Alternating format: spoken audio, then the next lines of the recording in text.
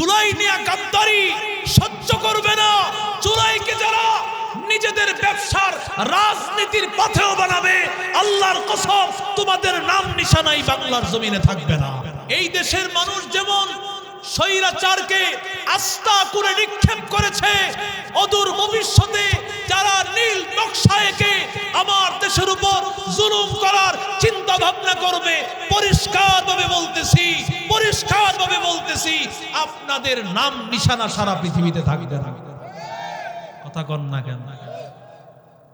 কারণ আমার দেশের মানুষ এই দ্বিতীয়বার এই দেশকে স্বাধীন করেছে তাজা 2000 কোরআনের ছাত্র, স্কুল কলেজের ছাত্র রক্ত দিয়া। কথা কন ঠিক না বেঠিক?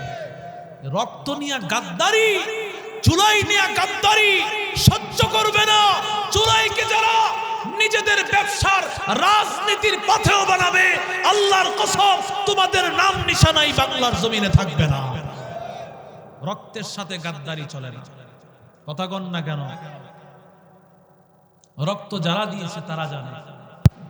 রক্ত আমার মাদ্রাসার ছাত্ররা দিয়েছে, আমার স্কুল কলেজ পড়ুয়া ছাত্ররা দিয়েছে। রক্ত দেওয়ার ইতিহাস মুসলমানেরা জানে, এই দেশের যুবকেরা জানে কি করে দেশ থেকে ইনসাফ কায়েম করতে হয়। ঠিক কিনা জোরে বলে? এক ছেলে ইনসাফের আওয়াজ করেছে, আল্লাহ এটা এমন ভাবে কবুল করেছে। আল্লাহ 18 কোটি 19 কোটি মুসলমানের ভাষা একটাই, চাই ইনসাফের দেশ। ঠিক কিনা জোরে বলে? শুধু চাইলেই হবে না, কাজই করতে হবে। কথা কোন ঠিক না? যুবক তোমাদের অনেক মেজাজ গরম, যুবকদের মেজাজ থাকে গরম। হযরত ওমরের জামানায় কষ্ট হচ্ছে আপনাদের। ওমরের জামানায় একজন আল্লাহর মাইকটা অবস্থা খারাপ, কষ্ট হচ্ছে। মাইকের অবস্থা খুবই খারাপ, মানে এই লোকের কয়ে লাভ কি, মেশিন টেশিন কিছু আনে। ওমর রাদিয়াল্লাহু তাআলা আনহুর জামানায় এই মাইকটা আমাদের গুরুত্বপূর্ণ, কিছু না হইলেও হয়। এই যে হুজুর বসা আছে, যখন মাইক খারাপ হয় এখানে আমাদের কলিজা শেষ হয়ে যাচ্ছে। কথা বলতেছি, খুব কষ্ট লাগতেছে। অনেক সময় এমন হয় 2 ঘন্টা 3 ঘন্টা কথা বলে আমাদের কষ্ট হয় না। এটা মাইকের উপরে নির্ভর অনেক কিছু। এজন্য এটা যারা আলোচক তারা ছাড়া এটা কেউ বুঝবে না। আমাদের দৈনিক যেহেতু 2-3 জায়গায় বসতে হয়, এজন্য এটার অভিজ্ঞতাটা আল্লাহ তাআলা একটু বেশি দান করেছেন যারা আলোচনা করে। রাসূল করিম সাল্লাল্লাহু আলাইহি সাল্লামের জামানা থেকে অনেক দূরে হযরত ওমরের জামানায় একজন আল্লাহর বান্দা, ওমর রাদিয়াল্লাহু তাআলা আনহুর জামানায় এক যুবক তার একটা উট বেঁধে রাখছে।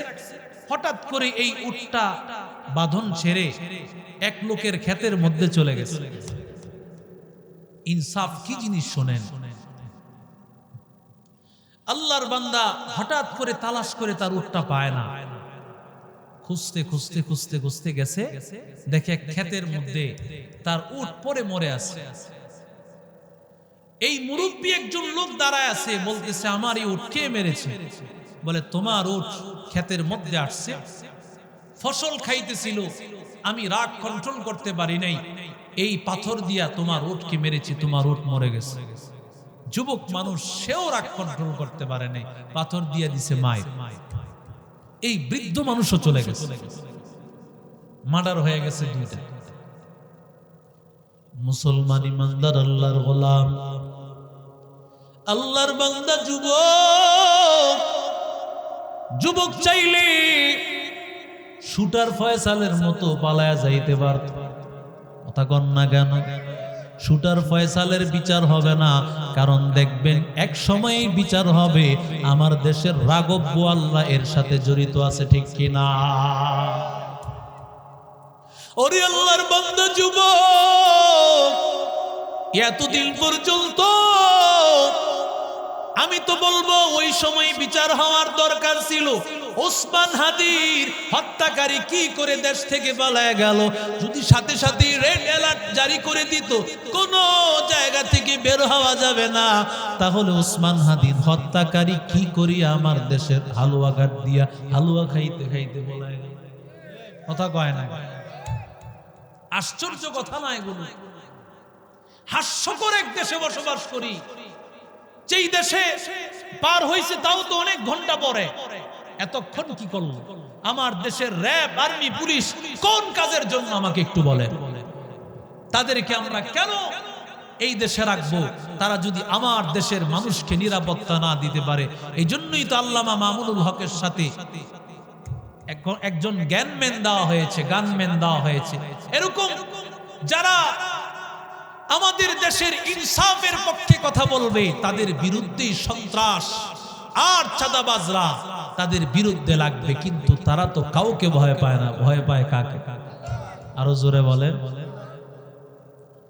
আল্লাহর বান্দা, এই আল্লাহর বান্দা যুবক যখন হত্যা করেছে রে ভাই, আল্লাহর বান্দা যুবক চাইলে তো এখান থেকে সে পলায়ন করতে পারত।